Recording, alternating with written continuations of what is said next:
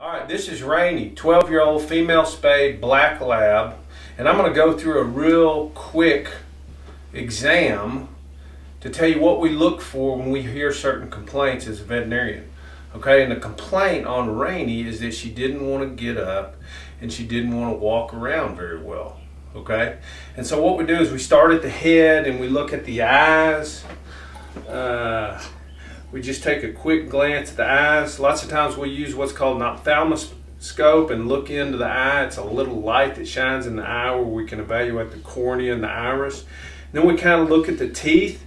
We look at the color of the mucous membranes. Then we feel up under her neck and we make sure there's no lumps, bumps, nothing abnormal there. We look in the ears. Lots of times we'll take an otoscope, which is a little light with a tube on it that we can stick down in the ear and evaluate the ear.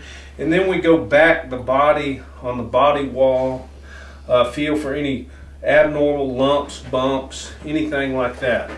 And the next thing we do is we'll get Rainy up. Come on, sugar, get up. Come on, stand up, stand up. And then we'll feel her stifles. And stifles, I talked about in an earlier video, stifles and hips are lots of times one of the causes of arthritis or an older dog not wanting to get up. A couple of things that I notice about her right off the bat is that her muscle mass, which is common in geriatric dogs, as the muscles they catabolize or they go away, her spine is sticking up in the back from her muscles, her apaxial muscles kind of going away as animals age. So we'll come around here and we'll stretch out this hip, stretch out actually both hips to see if she has any pain. We'll palpate along the spine, looking for any abnormalities, areas of pains. Her rear end slopes. The other thing I noticed about her when she was walking around is that her tail really didn't extend up. It kind of hung straight down. And that's not a great sign, but lots of times that'll tell you that a dog's in some amount of discomfort either in their spine or their hips or their stifles, or sometimes it can even indicate an abdominal pain.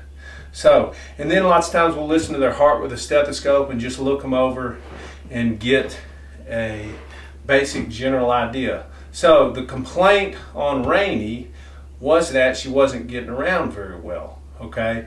And I think I talked about in an earlier video, we look at hips, we look at knees, we look at the spine, and then we look at the elbows as a potential source of those problems. The other thing I notice about her, just standing up here on this table, is she's got some carpal hyperflexion. That's common in older dogs, as the supporting structures on the back of the legs tend to break down, and what happens is those joints overflex and that can cause a little bit of pain.